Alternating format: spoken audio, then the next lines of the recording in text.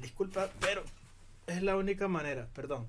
Ok, vamos a seguir. Entonces, el resumen entonces es, con este algoritmo logramos poder calcular entonces em, las derivadas que, bueno, nos dejan hacer todo esto, ¿ok? Seguimos. Entonces, bueno, también hubo ciertas cosas, ¿no? Alrededor de 2015, 2016, se hicieron muy famosos dos frameworks. Uno es PyTorch, que es el que vemos nosotros. El otro se llama TensorFlow, ¿ok? Hubo un tema con la manera en la cual TensorFlow conseguía o calculaba o sobre todo manejaba el árbol de ejecución, que no le gustó mucho a la gente y ganó, entre comillas, la batalla PyTorch. Luego TensorFlow más o menos cambió la manera en la cual escribimos las redes neuronales y funciona el framework, algo similar, parecido a PyTorch, pero bueno, ya el camino lo había ganado PyTorch, y hoy en día la competencia, PyTorch sigue siendo el más famoso, por eso es el que usamos. En algún punto del curso siguiente usamos algo que está por encima, que se llama Keras, en donde tienes un poco menos de control sobre la definición de las redes, pero funciona. La capa de abstracción te permite hacer los modelos un poco más rápidos y sobre todo más sencillos, y la parte de entrenamiento sobre todo es más legible entender qué está pasando. Aquí imagínense la comparación entre comillas que se me puede ocurrir. Imagínense que esto es programar en C o en C++, y aquí estamos programando en Python, ¿ok? Más o menos esa es más o menos la idea en cuanto a cómo les puedo explicar lo que sucede, ¿no? Bien, ¿cómo sería trabajar con, esto ya es nuevo, múltiples entradas y múltiples salidas? Entonces, si yo quisiera múltiples salidas, bastaría con, ¿ok? Fíjense que bastaría con trabajar el problema como si estuviese separando cada una de las variables, y consigo los hiperparámetros para cada una de las variables, ¿ok?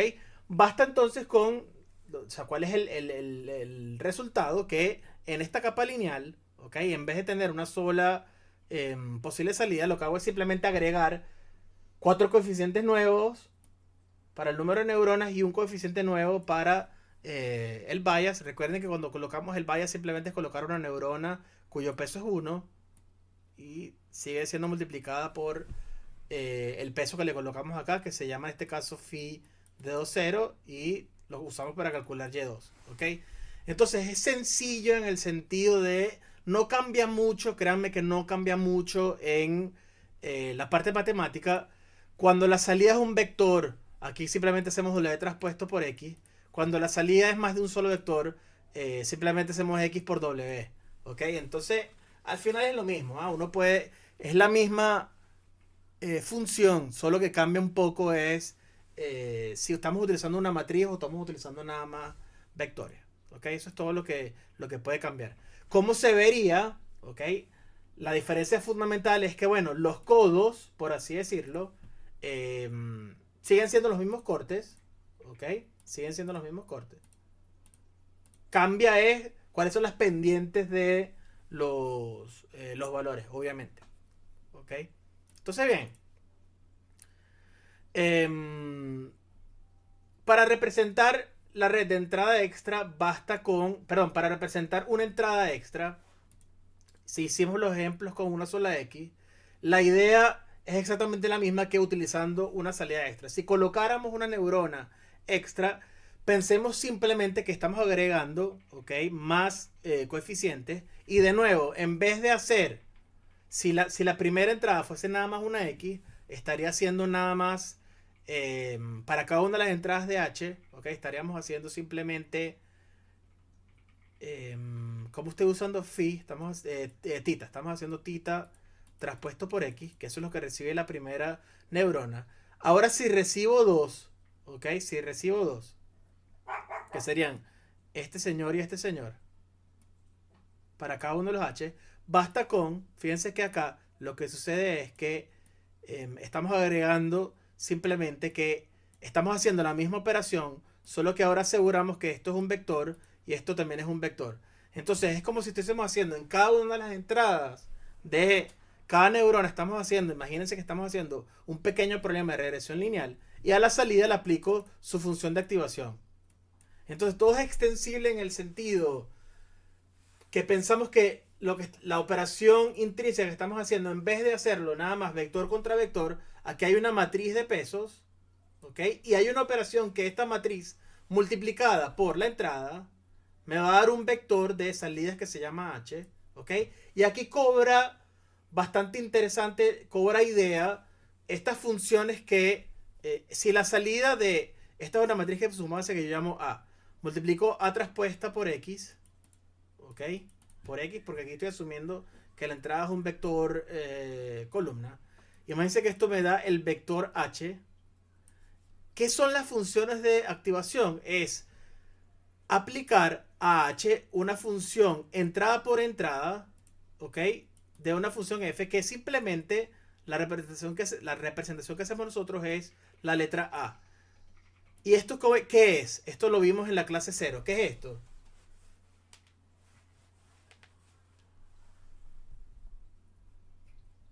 De hecho, usé exactamente este símbolo. Se llamaba producto. Punto, punto. No, No, el Radamar. empieza por H. Hadamar, Adamar, ¿verdad? Hadamar. Ah, ¿Sí? Ujú. Entonces aquí cobra importancia por qué les doy en la práctica 0, Dios, perdón, en el Google Colab, en el Notebook 0, el producto de Hadamard. ¿Por qué? Porque la función de activación es simplemente aplicar, si H es un vector, ¿ok? Imagínense que H tiene 3 entradas, tengo H1, H2 y H3. Y hago el producto de Hadamard de A, esto es A evaluado en esto, A evaluado en esto y A evaluado en esto. Entonces la representación que usamos es que es A evaluada. Cuando uno escribe muy rápido te coloca unas líneas verticales. A evaluado en H. En realidad lo que hacemos es que punto a punto evalúo la función. Y luego tengo que ver, oye, cómo yo calculo las derivadas de eso. Pero la derivada va a ser simplemente la derivada puntual de cada una de sus entradas. Entonces al final es, bueno, ¿cómo yo hago para representar cosas que unidas sea sencillo, usando el algoritmo que les dije de backpropagation, unidas, sea sencillo poder calcular estas derivadas de estos funcionales que son un poco complejos? ¿Ok? Entonces, eh,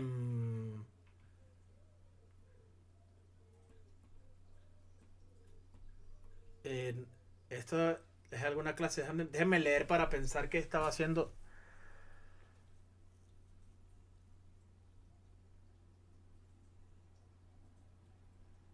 Ah, ok, sí. Aquí simplemente estoy explicando cómo vamos a graficar las funciones de contorno cuando tenemos dos entradas, ¿ok? ¿Por qué? Porque cuando estábamos graficando esto, era bastante sencillo porque la salida era el eje Y y la entrada era el eje X. Si usamos dos entradas para poder graficar lo que está sucediendo, ya es un poco más complejo, ¿ok? ¿Por qué? Porque voy a tener la entrada para X1 en el eje X y la entrada de X2 en el eje Y. Para yo poder graficar las posibles salidas, para yo poder graficar las posibles salidas tengo que usar curvas de nivel similar a lo que hicimos cuando le estamos explicando acá. En algún punto llegará, ¿ok? Cuando le estás explicando el método del descenso del gradiente, ¿ok? Entonces, la idea fundamental es entender, ¿ok? Cómo generamos estas curvas de nivel. Y la idea básica es la siguiente, ¿ok? Primero graficamos un sistema de ecuaciones de dos ecuaciones, ¿ok? Cuando ellas no son paralelas, ¿ok? La solución es única y la solución es justamente el punto en donde se intersectan. Entonces la idea fundamental es, bueno, ¿cómo hacemos para graficar estas funciones de nivel? Básicamente lo que hacemos es modificar los valores de esta constante. Fíjense que en unos casos usamos 0 y en los otros usamos 1 y menos 1. Y vemos cómo representamos, ¿ok? Todas las rectas que son paralelas a la recta azul. Eso es lo que vamos a lograr hacer acá. Entonces aquí lo que tenemos es cómo se modificarían los valores de este funcional, ¿ok? O cómo cambiarían los valores de este funcional para diferentes valores de x1 y x2. Entonces, en teoría, la idea fundamental es que mientras más oscuro, quiere decir que el hiperplano está un poco más inclinado y tiene la función que estoy generando, tiene valores que son más altos, y si es más claro, son valores que son más cortos. Entonces, esta es la misma idea de cómo podíamos representar o entender lo que estaba sucediendo cuando les hice paso por paso todo lo que estaba pasando acá, pero con hiperplanos. Entonces, aquí lo que podemos entender acá, ¿ok? Imagínense que lo que entendemos es que este funcional, ¿ok? Para diversos valores de tita 1 y tita 1, 2, aquí el tema fundamental es que ahora, dependiendo de los dos signos que tengan cada una de las pendientes, el hiperplano que yo voy creando, imagínense que lo puedo ir rotando en base a un... Es como si hiciera una tabla, la agarro por los bordes y la empiezo a mover con las manos. ¿Ok? Es más o menos la idea fundamental de lo que está pasando. Entonces, luego que yo le aplico la función de activación, ¿ok? Aquí lo dije al revés, aquí mientras más claro es más alta la función, mientras más oscura son valores que son más pequeños. Aplicar la función de activación en este dominio, ¿cuál es la idea fundamental? Que lo vamos a colocar en cero para ciertos valores, ¿ok? Vamos a colocarlo en cero. Fíjense que si yo lo que hago es manipular estos valores, esta es la salida de mi hiperplano, ¿lo ven? Para ciertos valores me van a dar negativos. Si yo aplico la función de activación para esos valores, yo tengo que colocarlo en cero. Para los demás, sigo dejando esos hiperplanos que voy creando. Entonces la idea fundamental es que algunas zonas las tengo que colocar en cero, otras zonas las dejo con mis hiperplanos que son todos paralelos. Eso es lo que hacemos acá. Recuerden que siempre aquí no estamos colocando valores, simplemente son representaciones abstractas de lo que sucede. Luego de aplicar la función de activación para este caso y para este caso, lo que me dice aquí es que este funcional es negativo en esta zona, este funcional es negativo en esta, y este funcional es negativo en esta zona. Para un valor particular, aquí es 0, exactamente 0, ¿ok? Hacia acá es negativo, hacia acá es negativo y hacia acá es negativo. ¿Se entiende la idea? Se le coloca en el De color la función de activación, sí, pero no termino de ver por qué estamos trabajando con hiperplanos, tipo, porque en este caso todos son hiperplanos. porque en el caso anterior, ¿qué teníamos? Teníamos mi X y tengo acá f de X y tenía líneas, ¿verdad? Uy, ya, déjame colocar esto aquí. Tengo aquí líneas. ¿Lo ves?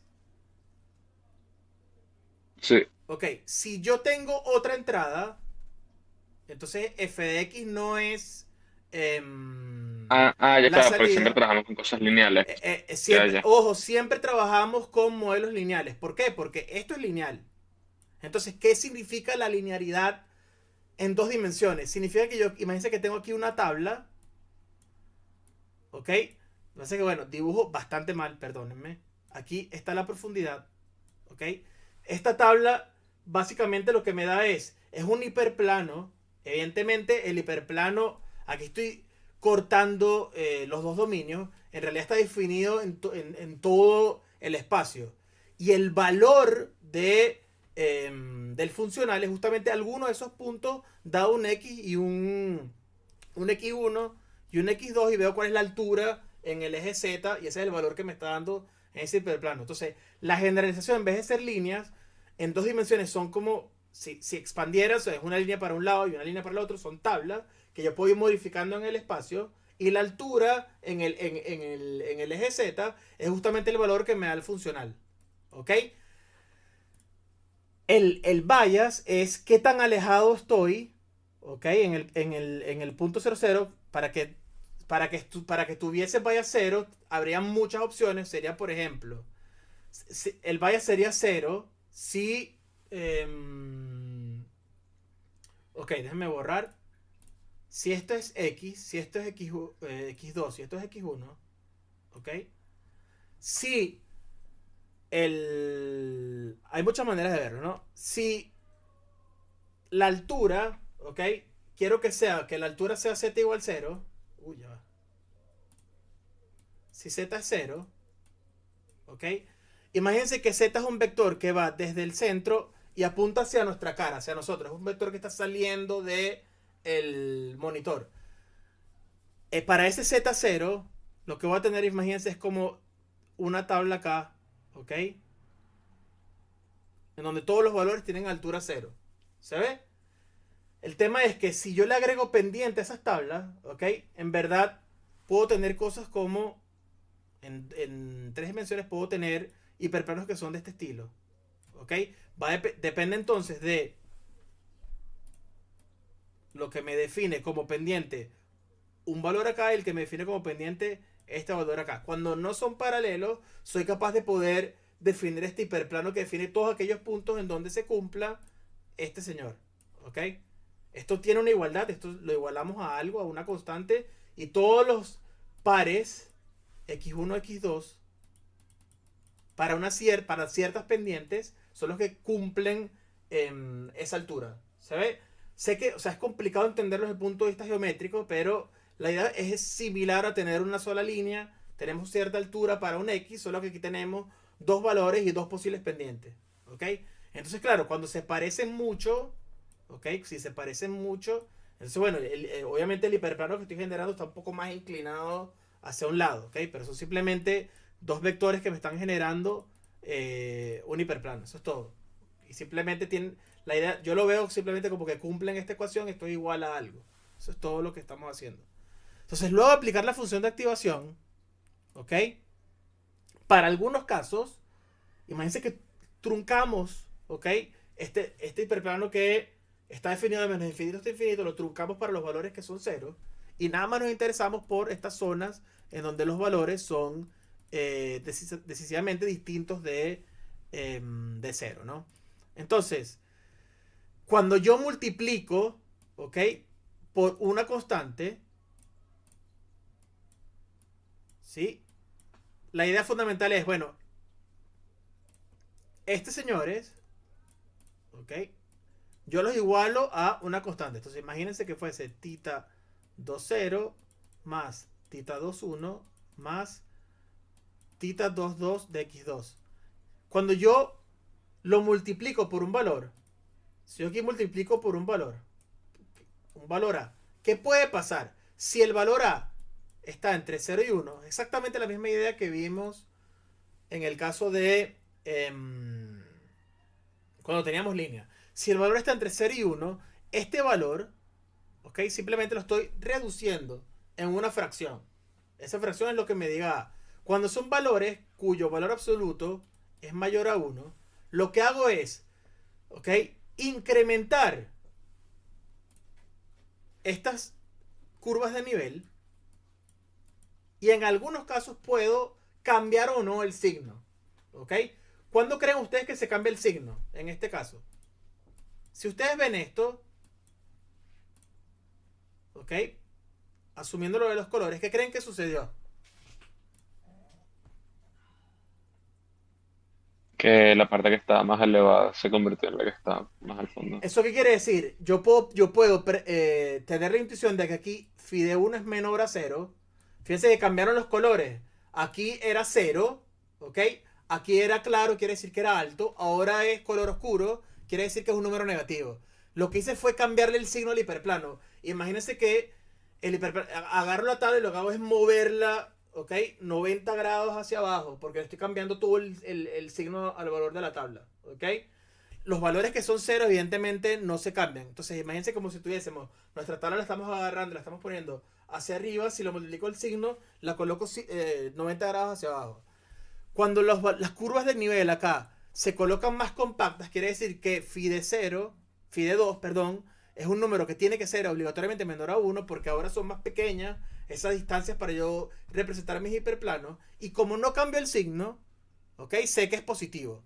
En este caso, fíjense que las curvas de nivel se agrandan, en consecuencia sé que phi de 3 es mayor a 1 y además cambio el signo. Aquí era claro y ahora son oscuros.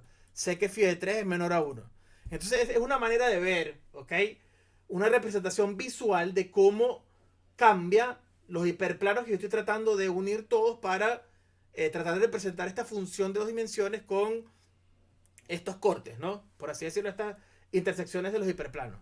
Entonces, ¿cuál es la solución al final? Cuando yo los sumo todos, recuerden la idea que les dije de tener una manzana, es como si lo estuviese cortando, estoy cortando con cortes que son em, lineales. Obviamente es como decir, tengo aquí mi manzana. Me acuerdo que hice algo por este estilo. ¿Ok? Estoy cortando con ciertos, en 3 dimensiones, estoy cortando con este tipo de cortes y luego veo, ¿ok? La función que me queda de representación es justamente esta función que me da luego de tener estos posibles cortes y todas las intersecciones. ¿Ok? Evidentemente, mientras más neuronas tenga, la representación se va a parecer mucho más a la manzana tridimensional. ¿Ok? Por ahora, ojo, aquí, si estuviésemos en 3 dimensiones, faltan. Imagínense que estoy graficando, qué sé yo, X contra Y para ciertos signos. No crean que nada más un lado, estoy creando los hiperplanos nada más en un lado, sino que se van creando todo alrededor de esta manzana. Mientras más hiperplanos tengo, es más probable que pueda representar mejor el volumen. Esto sucedía de hecho, ¿ok? En gaming. Si Tabeo ven acá el nuevo. Sí, sí, se ve, profe. Ok, qué sé yo, un juego que jugué yo cuando era chamo, GoldenEye.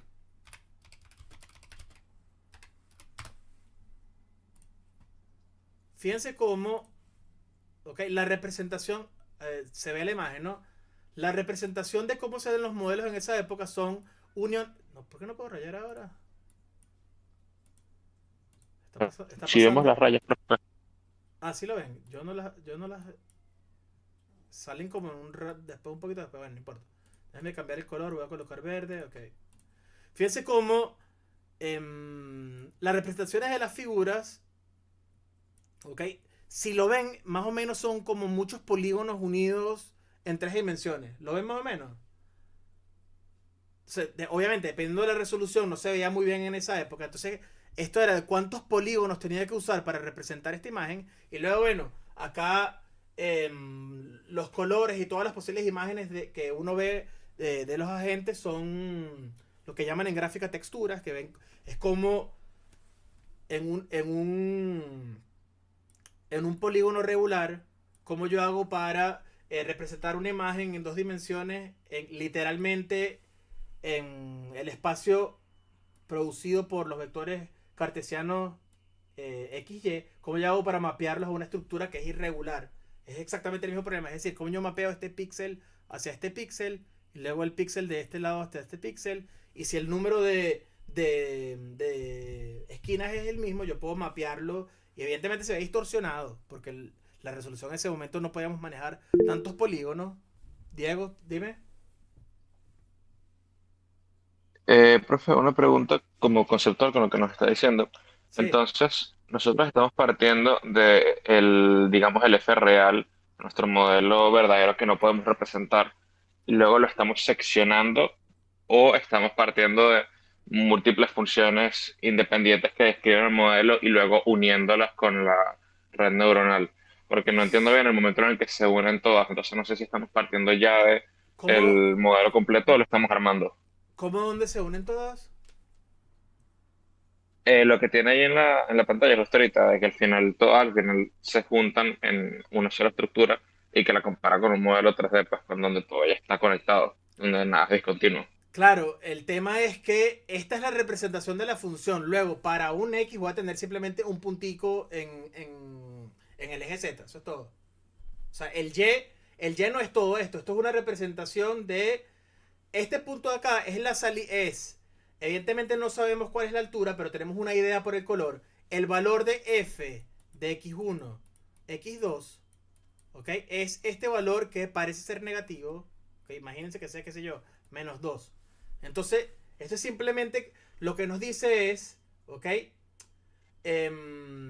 Para ciertos valores en esta zona, o sea, básicamente la idea que en esta zona, ¿ok? Voy a tener valor. Aquí la función está incrementando a medida que va en esta dirección. En esta zona, y la dirección me la dice, obviamente, el vector perpendicular a los planos que son paralelos. ¿Ok? Si yo viera esto, por ejemplo, el eje, en este caso, como estoy poniendo como representación de los productos cartesianos, literalmente estoy usando 1, 0, 0, 1 para X1, X2. el eje Z es de profundidad, es el eje que va hacia nosotros. Si yo girara esto, ¿ok? Imagínense que lo giráramos un poco y colocara, por ejemplo, aquí coloco Z, que es la altura, y aquí coloco X1. Es decir, cambiamos el ojo y empezamos a ver, aquí es Z positivo y X1 positivo, por cierto, es importante decir eso. Es decir, nosotros estamos bien, nuestros ojos están acá mirando, estos son nuestros ojos, ¿ok? Y están mirando en esta dirección. Entonces, fíjense que para ciertos valores X1, por ejemplo, los positivos, esto está así porque aquí está menos 1, aquí vamos a colocar 1 y aquí colocamos 0. Lo que pasa a nuestros ojos es, en esta zona, ok, vamos a ver algo como así, porque está creciendo para ciertos valores de X1. ¿Se ve? Porque este señor me está diciendo que evidentemente está creciendo el hiperplano. Sé que no es... no sé cómo decirlo, es como si estuviesen haciendo origami, ¿ok?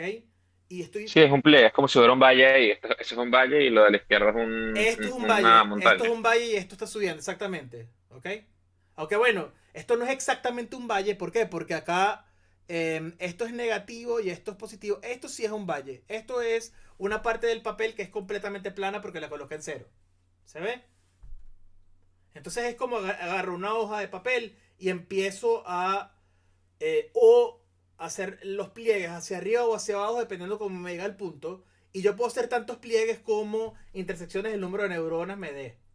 En este caso, ¿cuántos pliegues puedo hacer? Como tengo 3 neuronas, puedo hacer, hay 3 puntos en donde se interconectan y voy a poder hacer 1, 2, 3, 4, 5, 6 y 7 representaciones de estos pliegues. Y de hecho, lo mencionamos, pero no lo probamos. Aquí está más o menos lo que sucede. ¿Ok? Hay una fórmula que me permite calcular cuántas zonas, ¿ok? Cuántas zonas, 1, 2, 3, 4, 5, 6 y 7 se van creando dependiendo del número de neuronas. Entonces, fíjense que en 3 dimensiones, esto es más o menos lo que uno ve. Esto está completo absolutamente acotado en el dominio de input 1 e input 2. ¿Ok? Ahora bien, si nosotros relajamos el dominio, ¿ok? Evidentemente va a haber un punto en donde vamos a poder representar figuras, ¿ok? En el plano tridimensional. La idea de la manzana es un poco compleja. Si yo coloco como entrada una manzana, obviamente va a ser complicado cómo poder representar esto, pero podemos representar cosas como...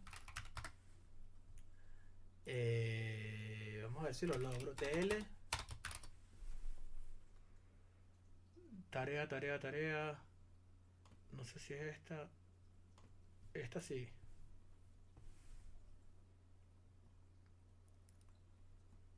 Ok, esta función. Ok, fíjense que esta función. La generadora es un seno dividido entre el cuadrado de una suma de una exponente. Es decir, no es una función que sea bastante sencilla, pero la aproximamos, ¿ok?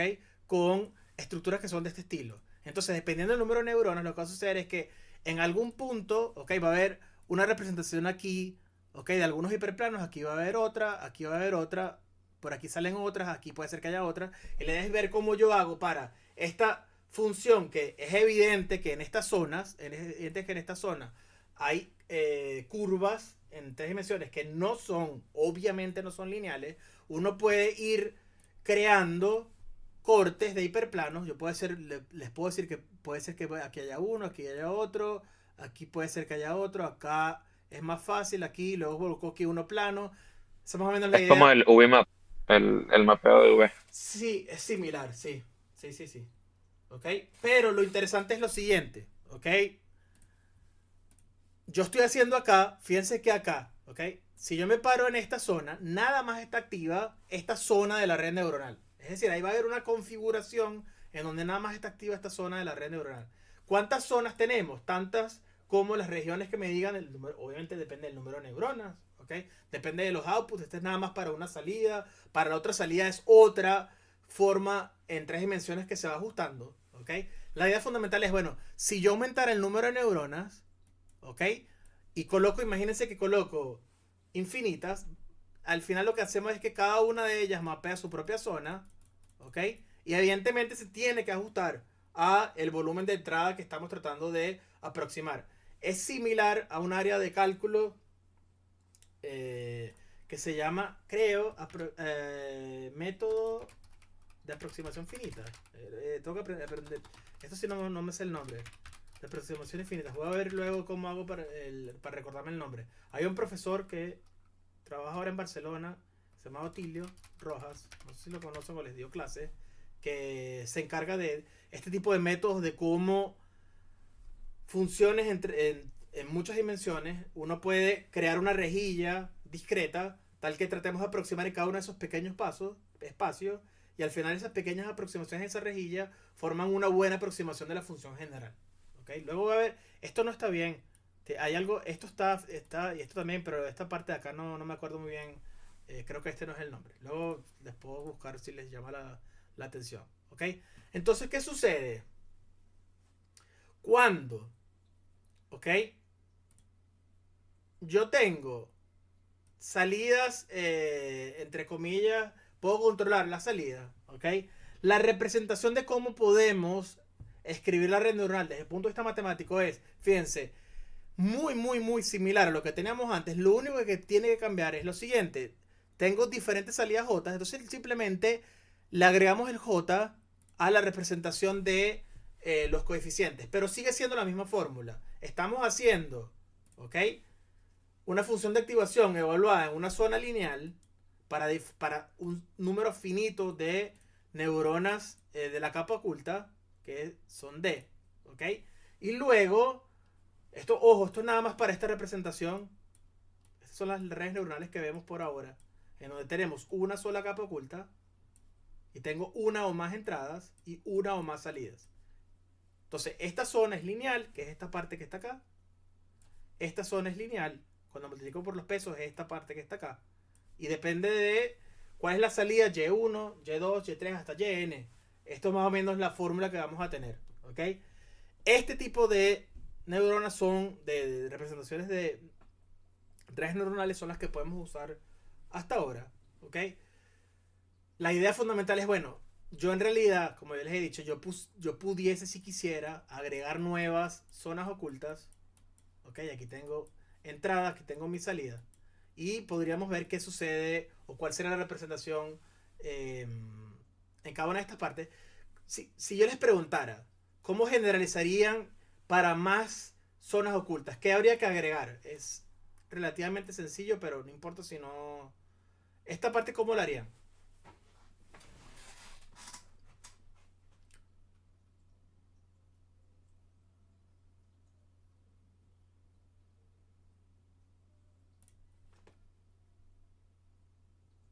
Esto es nada más para una sola. ¿Cómo lo harían? ¿Habla de la formulación o del algoritmo? La formulación, el algoritmo por ahora no lo pueden saber porque no lo hemos explicado. Aquí estamos solo hablando de representación y que una representación abstracta de que creemos que está pasando. ¿Ok? Podría ser componer no funciona. Yes, ¿qué pondrías extra?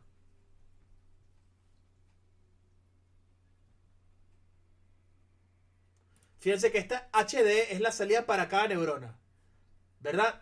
Aquí tengo una definición para el número de neuronas, es decir, si yo quisiera esto representarlo gráficamente, XY, no me lo dicen, DI. ¿Ok? X está en R de DI.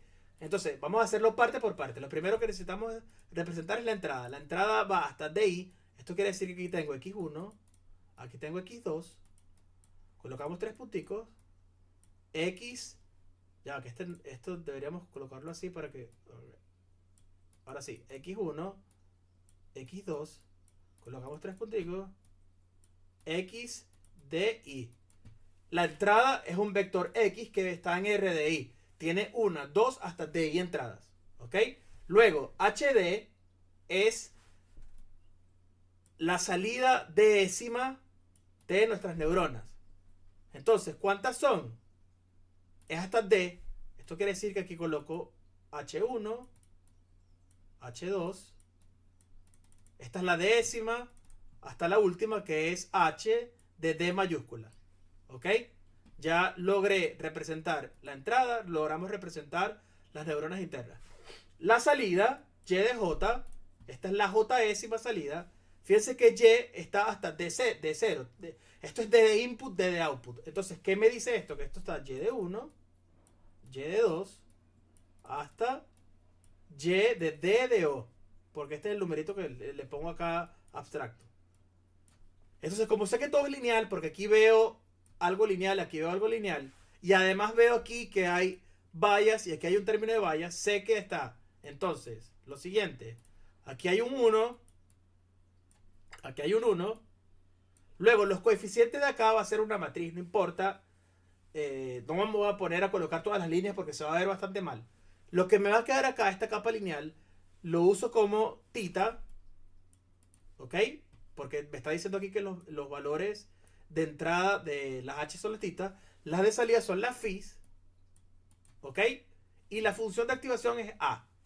No importa el nombre, es A. O sea, no importa cuál es la función. Entonces, H de 1, aquí usé A. ¿Se entiende la idea? Entonces, esta es la representación gráfica, que es lo que van a ver en la mayoría de los papers. Esta es la representación matemática. Están haciendo esto, pero lo colocan como un grafo. Mi pregunta es, ya sabemos cómo hacer esto y es bastante sencillo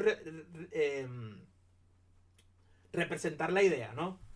Si yo agregara unas nuevas capas H, yo le estoy diciendo que eso es bastante sencillo. Tengo la primera, que va desde H1 hasta HD de mayúscula. Si yo representara otra, vamos a hacerlo con otra. ¿Qué pudiésemos hacer? 1, le coloco otro nombre, le coloco G.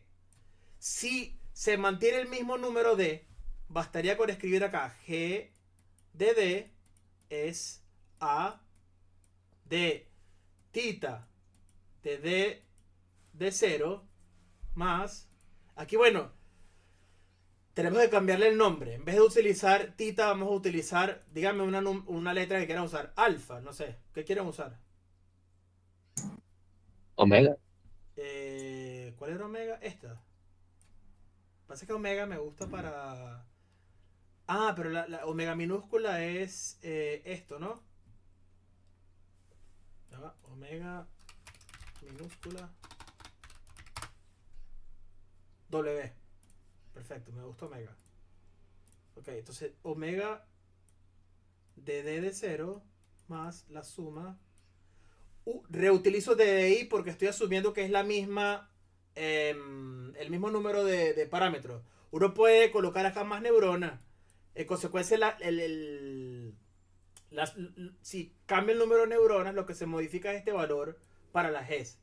Entonces, toda esta parte de flexibilidad no es que sea fastidiosa, muchachos, sino simplemente si aquí estoy haciendo una matriz multiplicada por un vector, modificar el número de neuronas, lo que hace simplemente, si antes tenía una matriz rectangular de dimensión D por DDI, ahora voy a tener una dimensión, en vez de D, tiene otro nombre, pero es la misma función. ¿Ok? Entonces, no es tan complicado entender cómo se puede incrementar, por así decirlo, el número de neuronas ocultas. Tenemos que sentarnos un rato podemos decidir, ojo, podemos decidir cambiarlo a omega. El tema es que no tenemos tantas letras como posible flexibilidad que tenemos a la hora de crear variables ocultas. Entonces la mejor solución, la solución más sencilla sería hacer lo siguiente, ¿ok? Hacemos H de D y a la derecha de D le voy a colocar el índice de la capa oculta. Empezando en 1, vamos a colocar que K, lo voy a utilizar K, y K va de 1 a el número de capas ocultas que vamos a llamarla N de O. Número de capas ocultas. Entonces, ¿qué hacemos? H de D de K, ¿qué es? Es la función de activación. Y luego aquí, el sesgo, ¿qué va a ser? Va a ser tita de D de 0 de K más, y aquí desde I igual 1 hasta DDI.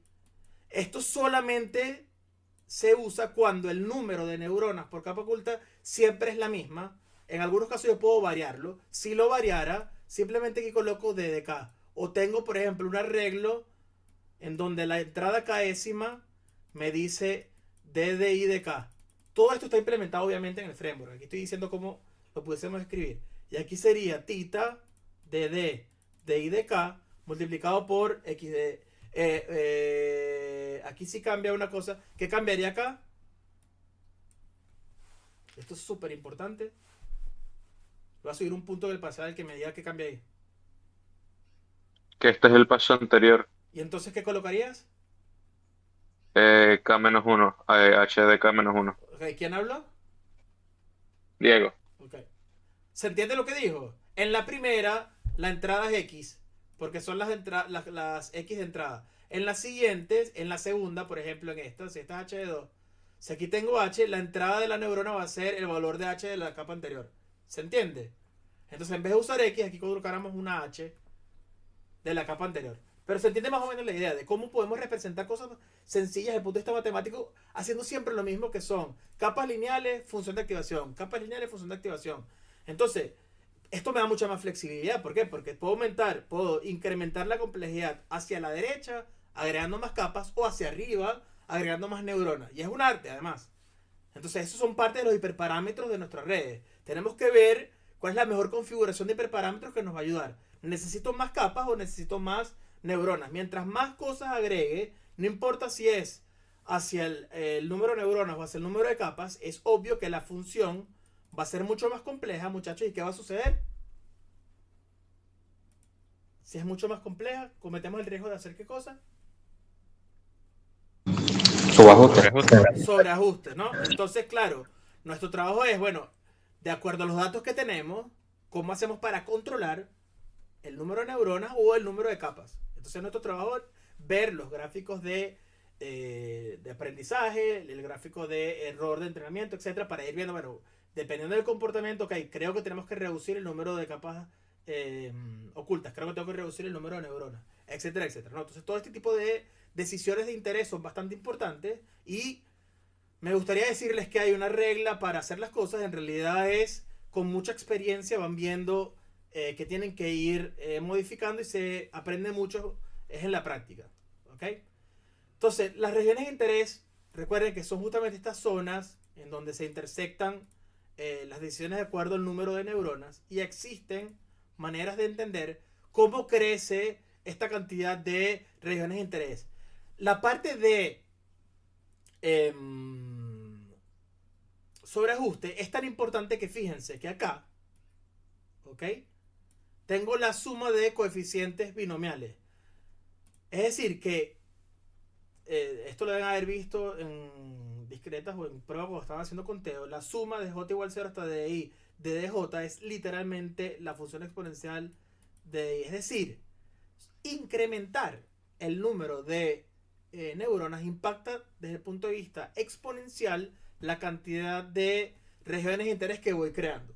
Entonces es muy importante desde el punto de vista de complejidad de la función cómo controlamos la cantidad de dimensiones disponibles. ¿Okay? Entonces bueno, hay que tener mucho cuidado porque crece de manera exponencial y obviamente va a llegar un punto en donde la cantidad de parámetros o las funciones que queremos entrenar, obviamente no vamos a tener capacidad computacional para poder hacerlo.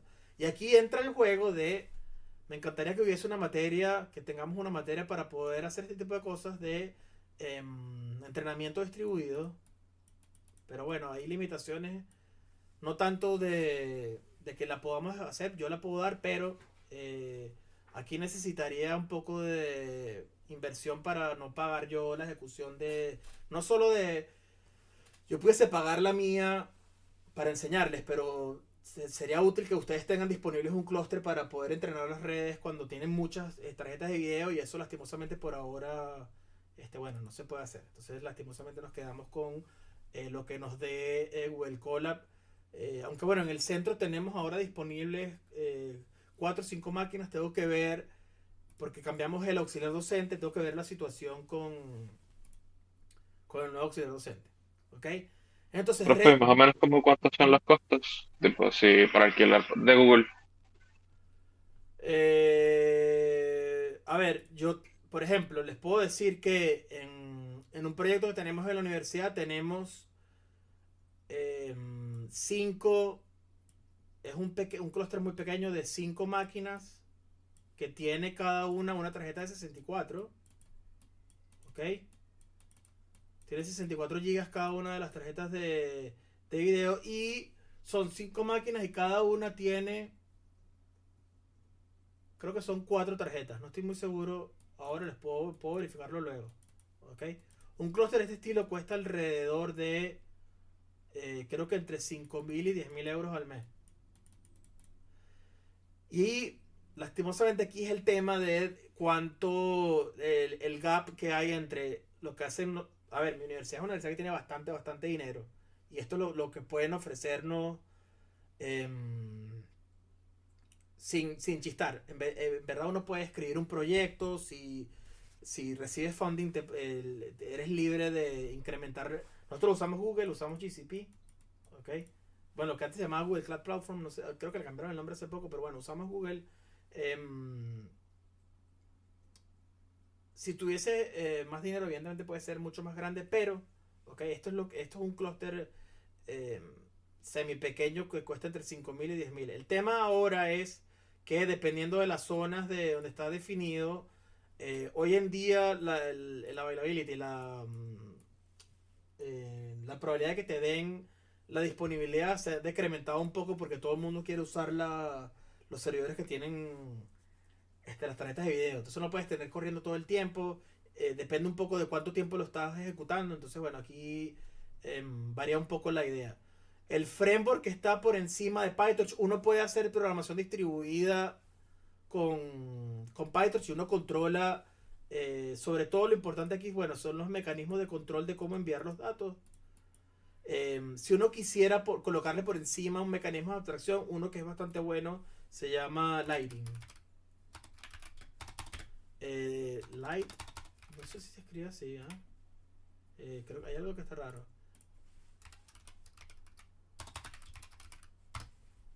Vamos a colocarlo acá. Este es bastante bueno, bastante aceptable, y es bastante sencillo entender cómo funciona. Ok, lo voy a colocar acá. Se los voy a colocar acá si les interesa.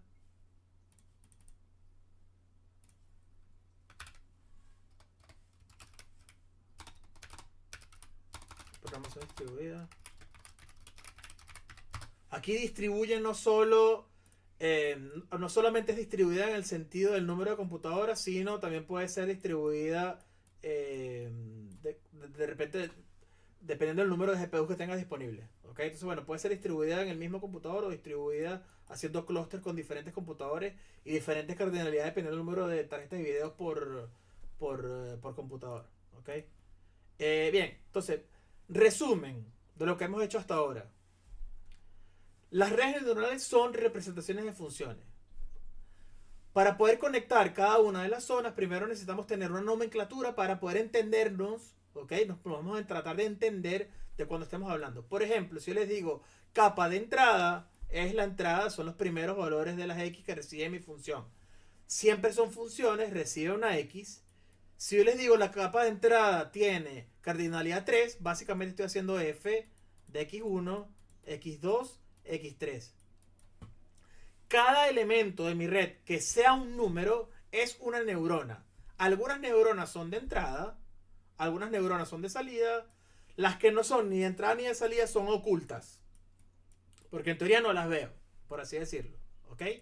Luego, los puntos de corte o los sesgos los representamos como neuronas que tienen peso 1 y asociado tiene obviamente su peso, por así decirlo.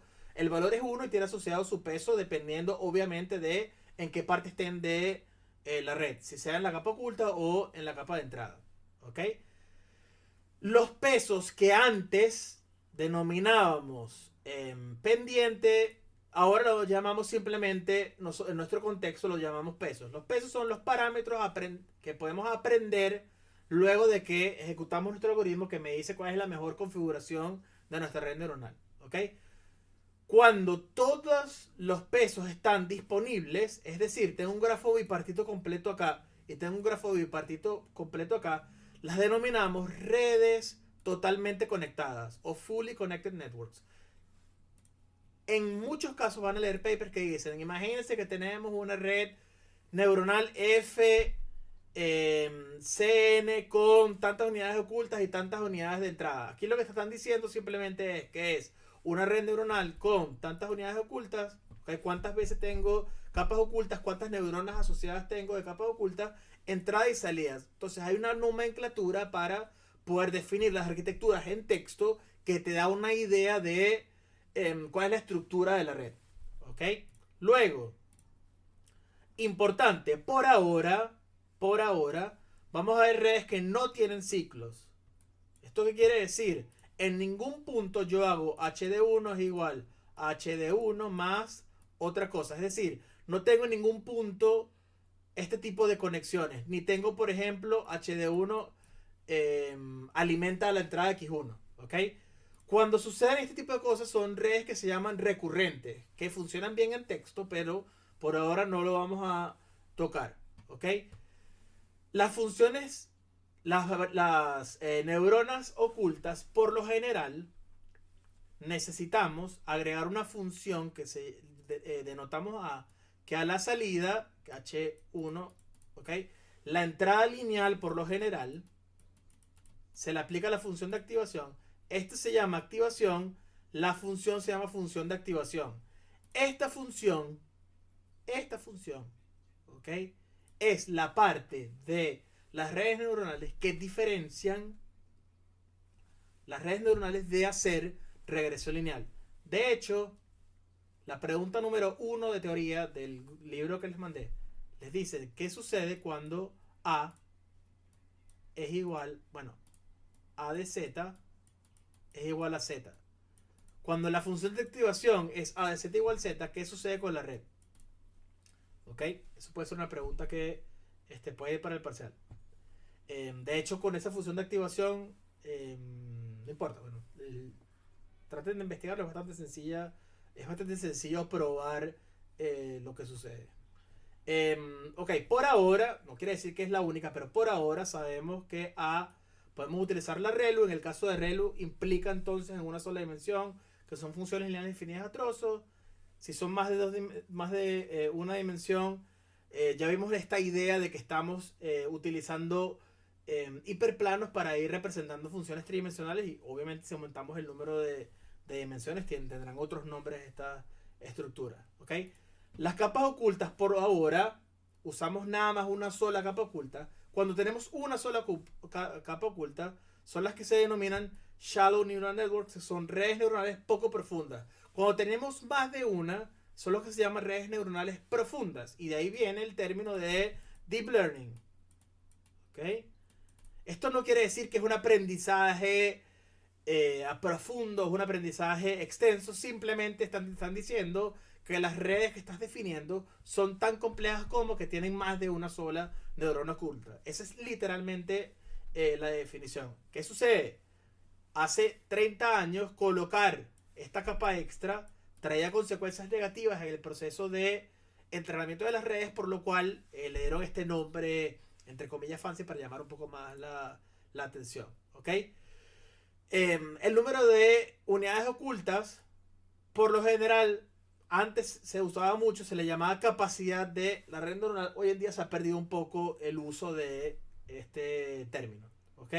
Entonces, eso es más o menos la idea de teoría de representación para qué se usa esto, cómo se leen, etcétera, etcétera. ¿Ok? Entonces, bueno, esa es más o menos la idea fundamental. El viernes terminamos, obviamente, se me olvidó terminar lo de PCA. Bueno, ya no da tiempo, perdón. Okay, me faltaba la primera parte, la parte práctica de componentes principales. La terminamos el viernes, por favor, recuérdenme. Luego de esa parte de 20 minutos, vamos a utilizar PyTorch. ¿Ok?